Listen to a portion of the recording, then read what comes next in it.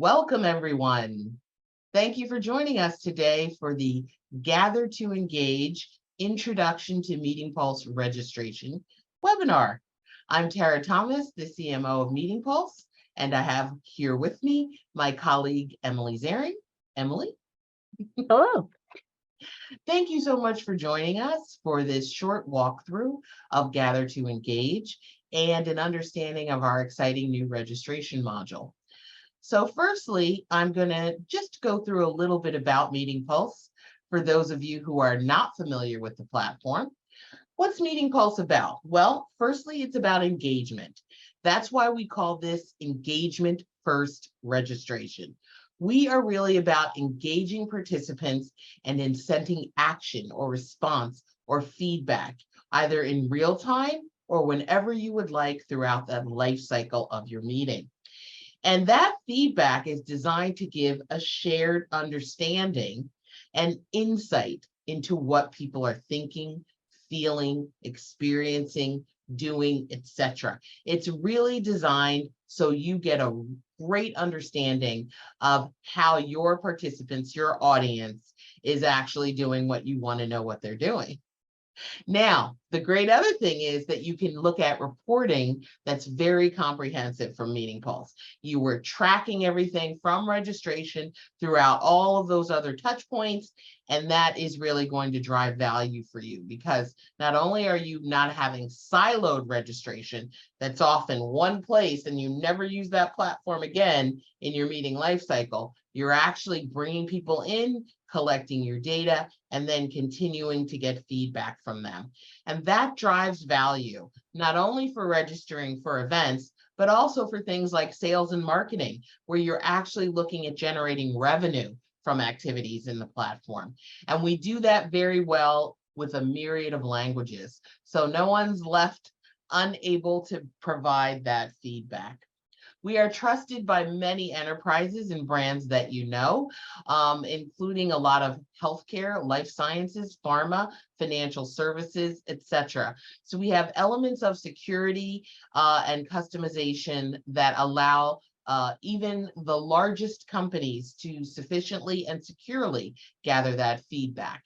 And how do we do that? It's across touch points. So you start with registration, but then you're actually surveying people. You're providing information in our materials module. You're communicating with them through polling. You're adding a lot of sizzle on the broadcast view where people see animations and the responses on the big screen. You're also using Q&A and using moderation in Q&A to actually really manage how those responses are actually coming in or approved to be viewed or providing an official response. And certainly we love to see things like photos, quizzes, raffles, the leaderboard, provide all that additional engagement that keeps people interested so your reporting is very comprehensive. How do we do that? MeetingPulse essentially works through three views. The first is that attendee view. It's fully responsive, so it's available cross-platform. Most people use their mobile device. And then you have a presenter or admin view. That is the back end of MeetingPulse for people who have an admin seat. You can actually use that to create your meetings and to moderate your meetings. And then we have the broadcast view. That's what's on your big screen or projected into your virtual event so that you see all of the results of those requests for feedback. Whoops. Okay. So our core modules are around polling, voting, and Q&A, which are essentially the feedback elements that many people are looking for in terms of data and insight. So you can be as simple as a yes/no question on a poll, or you can get very, very detailed through numeric polls, image polls, all sorts of different conditional logic. For Q&A, as I said, we have lots of ways Q&A can be moderated. You can hold questions for approval. You can group questions. You can reject questions. You can reply directly to the person who asked a question. So lots of ways after people are in the system through registration to actually manage their question and your response. Surveys are a great way to actually use the platform and our forms functionality.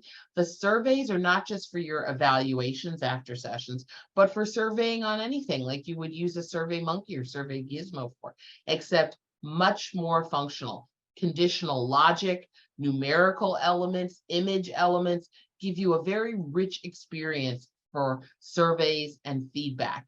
And again, it doesn't have to be tied to an official session or actual event. You can use that survey at any time to actually collect data. Materials are where you're actually putting your information. Pages, we have a lightweight HTML builder, so you can build a web page that's in the MeetingPulse platform. You can distribute files, or you can have links to other websites or areas where you want people to take action or submit something, all available in the MeetingPulse materials repository. Agenda and schedule are two sound-alike modules that are very different. Agenda is for people to submit agenda ideas or items to you. What are the challenges they're facing? What do we need to talk about on the next all hands? You use agenda module to allow people to submit that information, and then you can turn on rating, upvoting, downvoting in that module, so you know what's important to your audience. Schedule is very official. It is the schedule for your meeting or session. It goes by time and date. It has a description. You can put your speakers, you can put links from the description, but very importantly, it has location and capacity. So if you would like to have this on for your trade show booth, where you're creating sessions on the booth, or you want to set appointments, you set your capacity to 1, and it becomes a one-to-one appointment with a salesperson or a person who's providing information. Why not have office hours, breakouts, topical tables? All of those can be handled with schedule in a personal schedule. Quizzes are a great way to make sure what you're talking about is actually sticking with your audience. And those are just a poll with one right answer. That's a quiz. So you can do all of the same things you could do with polls, image polls, numerical polls, fill-in polls. All of that can be a part of a quiz, which can map to a leaderboard. Those leaderboards can be segmented by region, by manager, by any type of interest type you want. You can actually see the results of those quizzes in a leaderboard. And then next, keep them excited with raffles. Our MeetingPulse platform will automatically select winners for you. It's like putting a digital raffle ticket in the hand of every participant. And the best thing about it, you don't have to use those old-fashioned paper tickets or that spinny thing with the balls, because your raffle is done by the platform. Pulse is our namesake module that has those fun emojis. You can feel free to hit some of them now. I can see them on my other computer. Thanks for the claps, people, love it. But the emojis and the fun element of this is really tied to science around sentiment, around understanding through a timeline report how people are responding to your content, to your presentation, or to what is being discussed in a meeting. So it has a scientific element that you're using, again, to gather more data and more insight. And because you've registered everyone on the platform, you know who responded with what pulse when.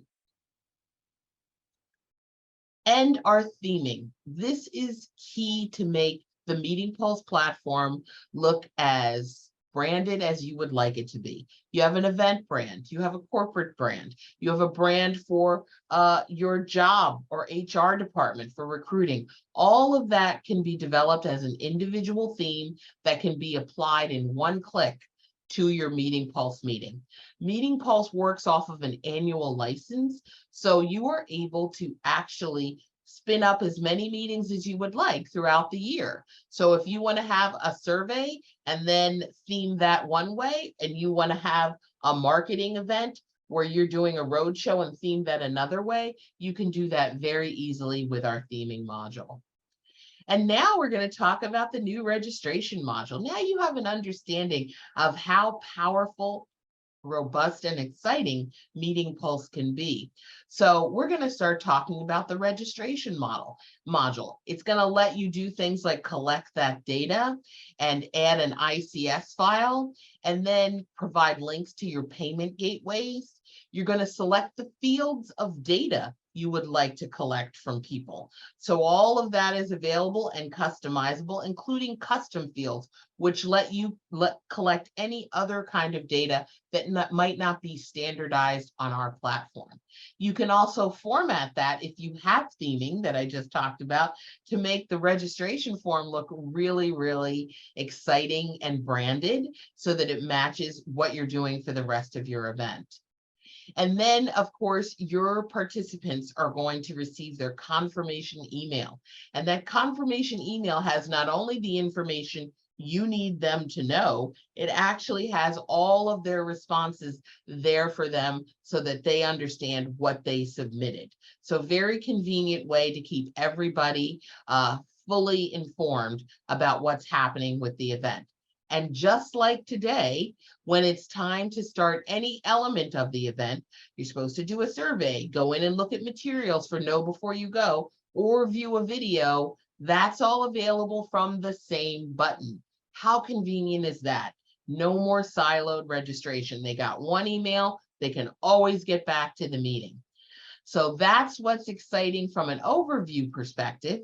But now it's going to get even more little exciting, because Emily is going to give us a live walkthrough of registration. So thank you very much, Tara. That was wonderful. All right, here we go. So I'm going to start with the back end so that you can see how one goes and configures this. So MeetingPulse registration has several new poll types, which will allow you to get more data that is critical to registration. Additionally, this registration information is going to be error checked. So if someone enters an email address, it does need to be an email address. If it's a phone number, they have to have a phone number that is a real phone number. Additionally, we have some basic simple questions where you can have a small response area, but you can also add other things. So for example, here I have what day will you arrive? And then as a conditional polling, I am asking people what meal they would like to have on the welcoming dinner.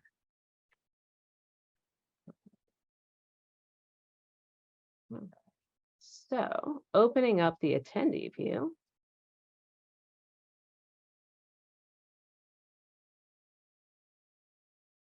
All right, so here's my registration. I can quickly enter my information.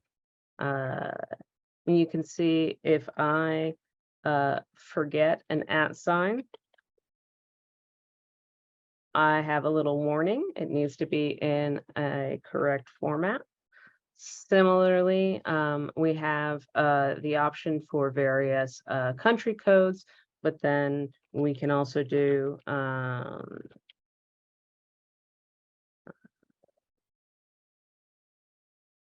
like so.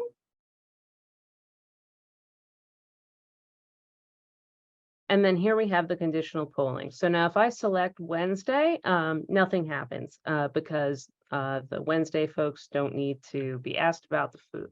But on Tuesday, if I say that I'm coming on Tuesday, then we're going to be asked which kind of food people would like. And now I can submit my answers. Once I have submitted my answers, I'm immediately brought into the system so that I can start participating. I also will immediately get an email. Now, this email is completely configured by the admin in a variety of ways. You can see I have the various different fields that I have entered. So I can check and see what day did I say I was going to arrive. It was on the 17th. And what email address did I use? Oh, yes, it's my MeetingPulse address. This Join Now button is going to let me log in to this specific meeting. So if I choose, I can book sessions. So I can look at the larger schedule and decide which sessions I would like to go to. So let's say I want to do an inspirational collab with Tara Thomas. What we can do is also ask questions in response to people booking. So in this case, Tara's going to want to know, what is it that we're going to talk about? And so I can have a little note there and mark booked. And now on my personal schedule, I can see that I have booked at 10 a.m. On Sunday, October 15th, this inspiration collab with Tara Thomas. Additionally, I can have things like the main focus group. I can click book without answering the question. Of course, you can make it so that people must answer the question before they can go ahead and book. Any questions there as far as schedule goes?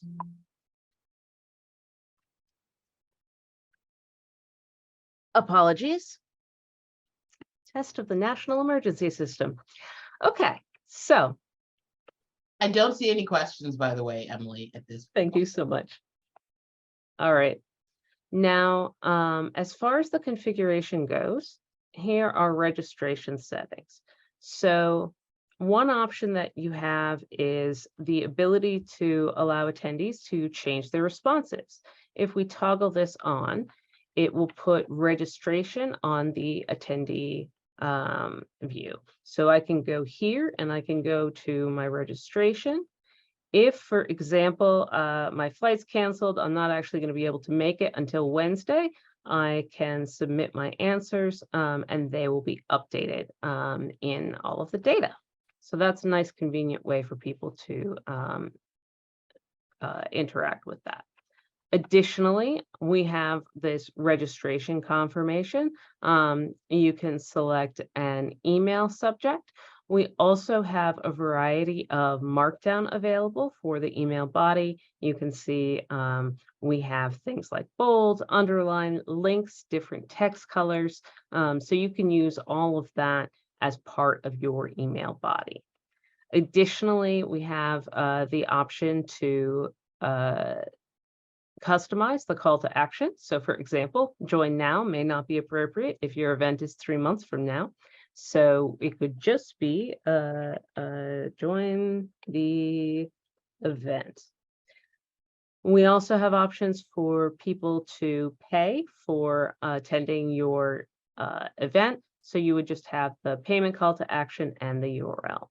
The footer here is key for the Can Spam Act to include your address along with any other information about your organization that you'd like people to have. And of course, we allow you to include a calendar invite to your email. If you want, you can go to help.meet.ps and we will have an article there that tells you a little bit about how to create your own ICS file for upload. People will get the ICS file as part of their email. If they have a Gmail, they will get this kind of pre-population of it, and I can click Add to Calendar in order to add it to my calendar. All right. Fantastic.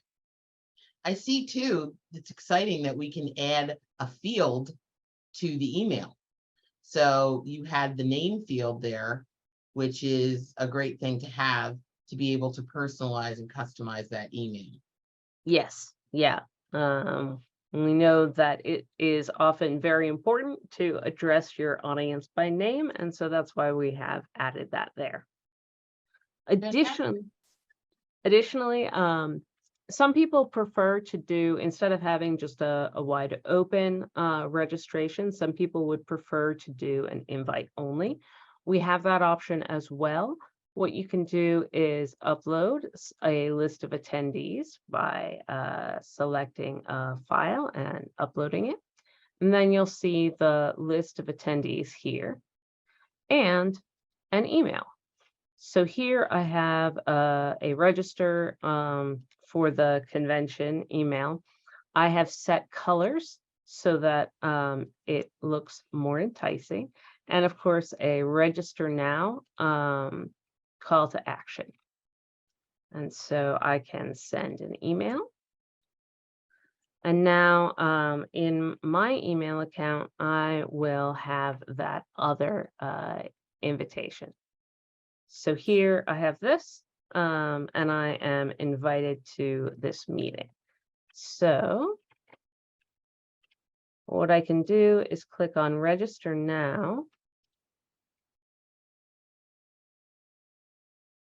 And you'll see that my information is already pre-populated for you, so for the attendee, so they don't have to worry about that. And then they can submit their answers. Additionally, I love having a Q&A open when you have MeetingPulse up. It gives you attendees the opportunity to ask questions. The speaker can respond to. This is often really good for maybe there's something that you missed. Maybe there's something confusing about instructions. This is a place where they can find out more detail on that sort of thing. It's also great, Emily, you're sparking an idea. During the registration process, many times people have questions.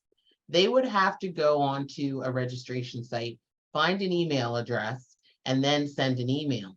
If you have a Q&A open during registration, they can ask their question right there, right next to the form, and then you can be notified by email using the MeetingPulse platform every time a question is submitted.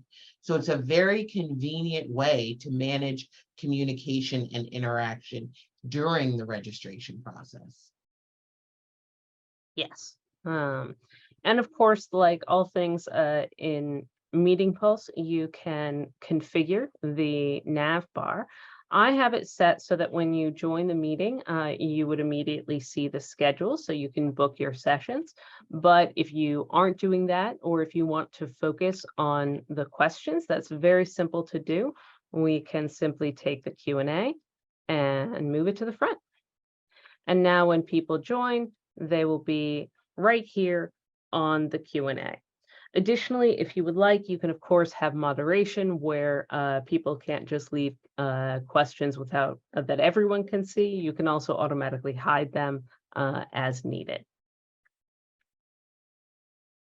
Another thing that I like to do is have a group networking session. So here's a way where people can interact with each other as part of a larger chat experience. So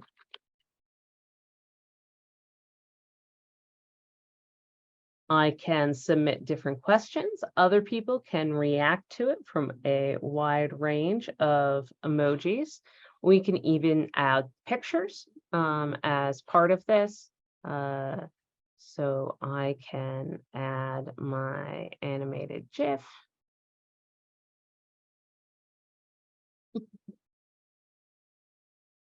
And have some fun reaction that way. We also have functions that allow you to have a form. This is a post-event form, but of course you can do a pre-event survey as well. So here I can say, all right, the meeting was mostly pretty relevant, but the question is, what could make it even more relevant? And so you can answer various different questions like this. How is the meeting conducted? And do you have any suggestions for improvements? We can say yes, and then have the suggestions down here. And all of this is automatically saved as they're going through this. So if they abandon the form in the middle of it, you still get that information that they put in at the top. That's great. It's exciting to have registration as a part of this whole process. So it really gives organizers a way to have all of those touch points of communication, collaboration, and feedback centralized on one platform instead of siloed across several. So great walkthrough, Emily. Thank you so much. We're going to go back and just finish things up here very quickly for you. We're next going to talk about a few of the tools that you have also as a part of a partnership with MeetingPulse for your events and communication. And firstly, we're going to show you our broadcast display. So all of that insight that you're collecting through polls, through Q&A, etc., can be displayed in your meeting on the big screen. And the broadcast view, as we call it, of MeetingPulse gives you an animated view across all of those questions where you can choose what you'd like to show at any given time. If you're using something like the Q&A, you can have your full Q&A stream available in the broadcast view, or you can set it to broadcast and focus one question at a time, so no one gets lost when that speaker is responding to a question.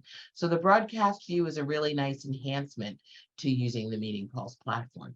You can also collect registration data or any kind of question on a form or any kind of poll in our kiosk mode.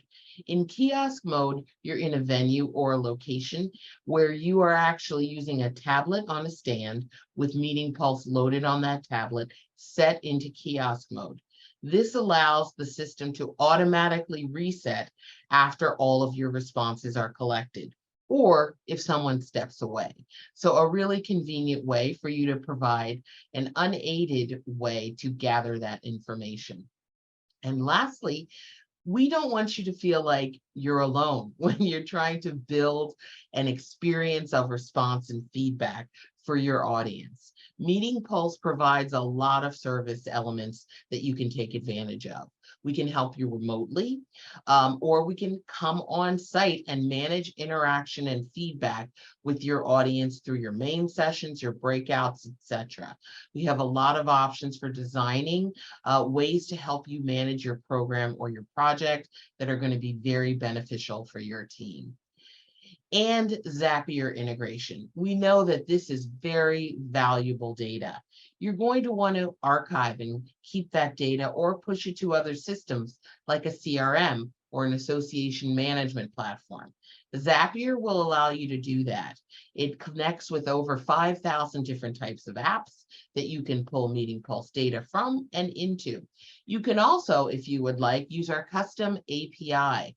We're one of the only response and feedback platforms that offers a custom API for you to actually push and pull any kind of information that you need from and to your systems. So great ways to manage that data as you move along. And lastly, thank you so much for your time and attention. This is our account team that works in terms of leadership with you as a partner once you join the MeetingPulse family. Emily and myself are there to help you, as well as our support team, our development team, and our sales from Brenner, and our CEO, who we affectionately term our interaction expert, because he is really a person who has great insight into how you're going to not only collect that data, but use it for further deeper analysis across your programs. So with that, we will say thank you so much for listening. And if you have questions, we are always available. You can look at our website and click in the lower left, the little smiley face for the intercom widget, and we'll be able to speak live with you. You can also visit the contact page and pick up the phone and speak to someone on our support team. So with that, I'm gonna say thanks, Emily, for giving us that great walkthrough. And we will say goodbye, and we hope to see you soon. Thank you.